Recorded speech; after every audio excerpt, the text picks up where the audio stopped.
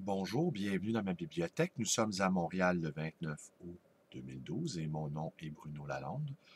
Aujourd'hui, je vous lis une lettre. Je partage avec vous une lettre que j'ai reçue de Jean-Paul Coupal sur la médisance. Lettre que j'ai reçue il y a exactement 10 jours.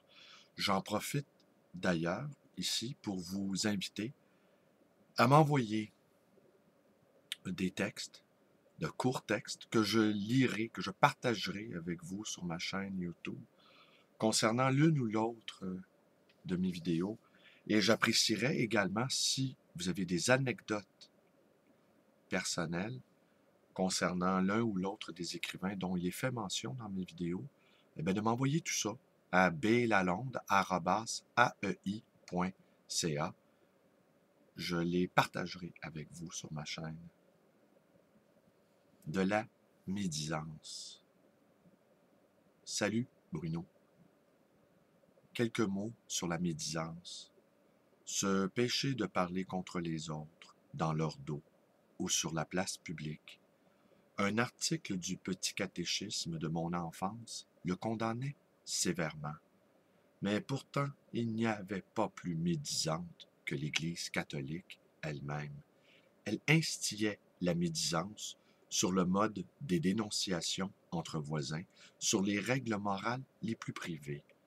Et les autres filles du catholicisme, je parle des religions protestantes, semblent avoir partagé le même goût pour les médisances et les dénonciations verbales. Il n'y a qu'à lire Hawthorne et la lettre écarlate ou assister à la pièce d'Arthur Miller, Les sorcières de Salem, pour s'en convaincre. Henri Guillemin était un homme de bonne nature. Tu sais à quel point il aimait Hugo, sur lequel il avait écrit quelques livres d'introduction. Ce qu'il aimait de Hugo, je pense, c'était les gestes romantiques de grande générosité, d'une générosité surhumaine.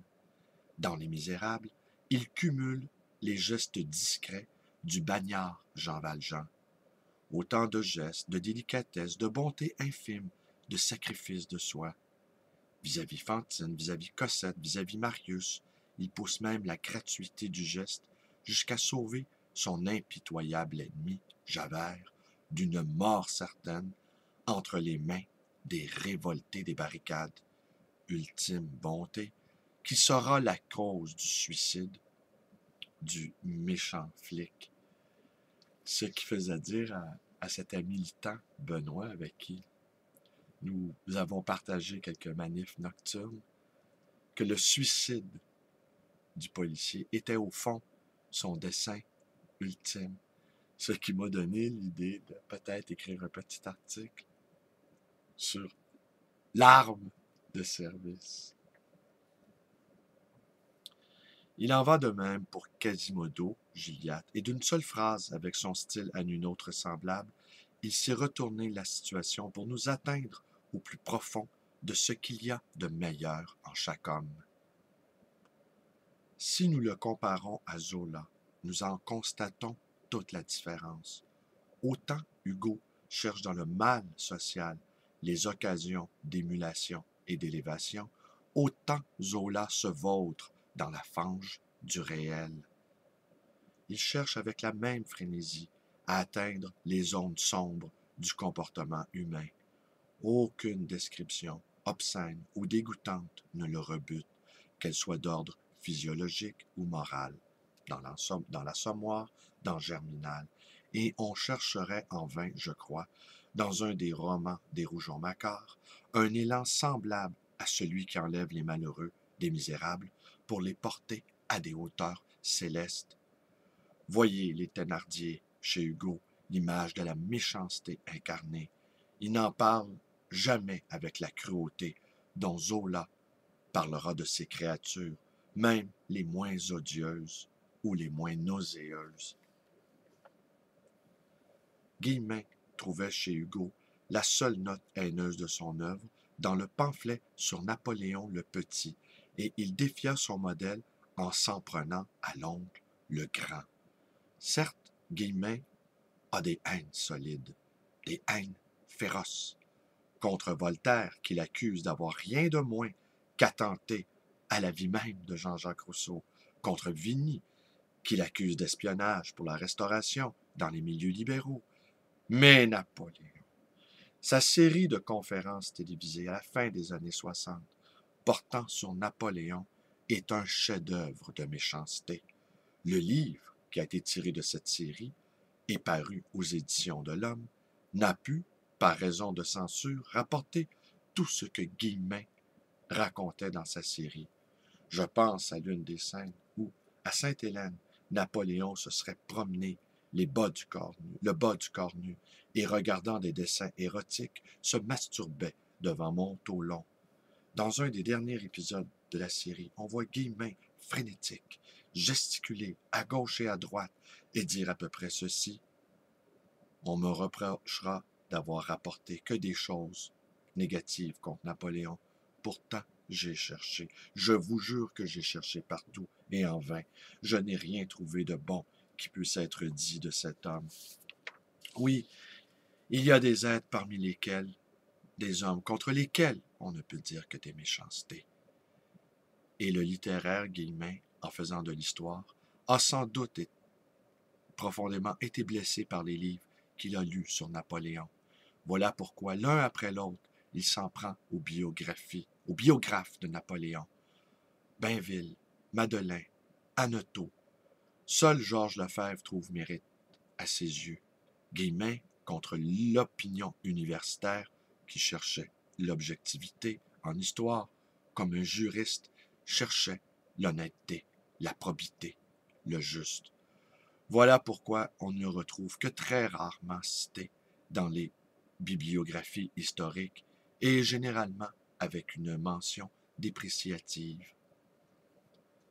Le monde littéraire, comme chez Zola ou Céline, lorsqu'il ne recule pas devant la bassesse humaine, croit réelle la bonté naturelle de l'homme, ce qui est pourtant une invention de la mentalité du XVIIIe siècle.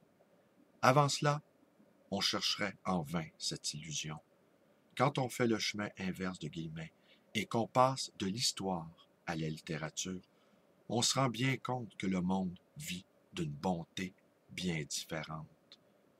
Lorsque des petites gens s'abandonnent à commettre des gestes semblables à ceux que leur prête Hugo, cela se fait silencieusement, imperceptiblement, de manière généralement à échapper à l'histoire.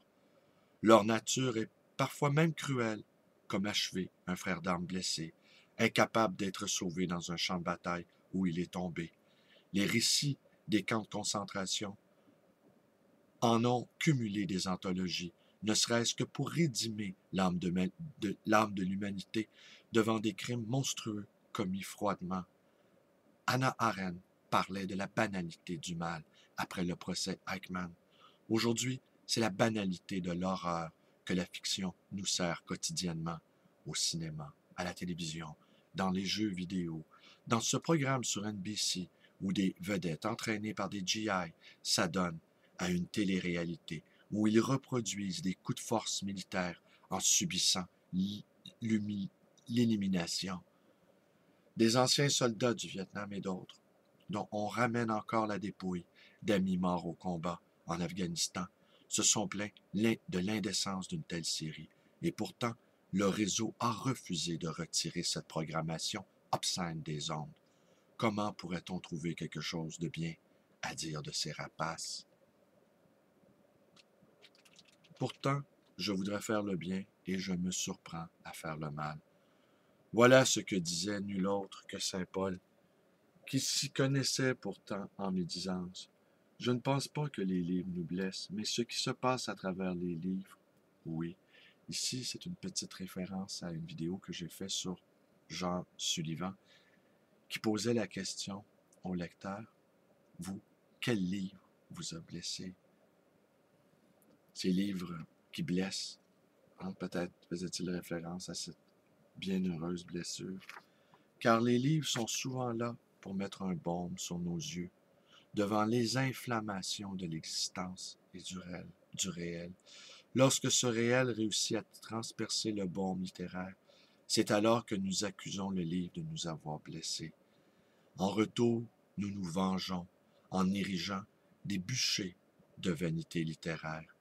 Invitée comme nous y conviait Virginia Woolf à traverser les apparences, c'est écarter le baume pour regarder à vif, à nu, accru, l'impitoyable réalité de l'existence. Tel me semble être le défi que s'est donné la littérature au XXe siècle et encore aujourd'hui. Voilà pourquoi il y a tant de morts tombées au champ du livre, et je ne parle pas du Colisée du livre, librairie à Montréal. Pourquoi il y a des Nelly Arcan, et avant elle, des Mayakovsky, des Gauvreau, des Sylvain Garneau. À travers la littérature, la cruauté de la vie parvient elle-même à traverser les apparences et sans nous attendre, venir au-devant de nous. Comme le regard de Dieu est insoutenable, le regard de la crudité humaine est impitoyable. Donc, en tant que libraire, tu n'as pas à te considérer comme un tueur en série. Comme un guérisseur, il faut savoir parfois se résoudre au mal pour faire du bien. Jean-Paul. Ouais, évidemment. Je voulais dire simplement qu'il y avait quand même une énorme violence en dedans de moi. Et les circonstances historiques peuvent parfois nous transformer en bêtes féroces. Et aussi, je voulais me défier d'une certaine propension qu'avons beaucoup d'entre nous, et je m'inclus dans le lot, à faire un peu d'angélisme quand il s'agit de nous. Pour moi, cette tentation de l'angélisme est également une monstruosité d'un moi atrophié qui ne sait plus reconnaître sa propre part d'ombre. C'est dans ce sens-là que je voulais dire qu'il y avait un tueur en série en moi. J'aurais plutôt dû dire un tueur de masse, en fait. Ça aurait été plus juste. Car dans le tueur de masse, il y a une vraie colère, tandis que dans le tueur en série, il y a autre chose, je pense. Alors voilà, je suis content, Jean-Paul, c'est un magnifique texte. Je suis content que tu me l'aies envoyé. Je suis content de l'avoir partagé avec vous également. Mes vidéos vous plaisent, vous pouvez vous abonner à ma chaîne YouTube Bélalonde 100. Vous pouvez également aller voir ma page Facebook, vous y joindre, ma page Facebook qui est publique. Vous pouvez me téléphoner à ma librairie 514-736-0999, comme ce client hier encore qui l'a fait, et qui cherchait des livres d'Alain Médan. Malheureusement, j'en avais pas. Et vous pouvez aussi me rendre visite à cette librairie d'occasion et d'ancien, le Livre Voyageur dans le quartier Côte-des-Neiges à Montréal, quartier qui, une fois de plus, a été le lieu d'un affrontement avec les forces policières sur le campus de l'Université de Montréal. C'est assez inimaginable de voir les forces policières investir ainsi un lieu de savoir. Mais n'est-ce pas là le reflet de cette barbarie nihiliste dans laquelle nous nous enfonçons silencieusement dans une indifférence obscène? Et par ailleurs, je vous invite vendredi soir, à vous rendre place Émilie-Gamelin à partir de 8h30 pour une manifestation nocturne qui, semble-t-il, va durer toute la nuit. Alors, voyez, alors voilà, si vous avez envie de passer la nuit avec moi, rendez-vous là. Alors, c'est tout. Merci et bonne journée à tous.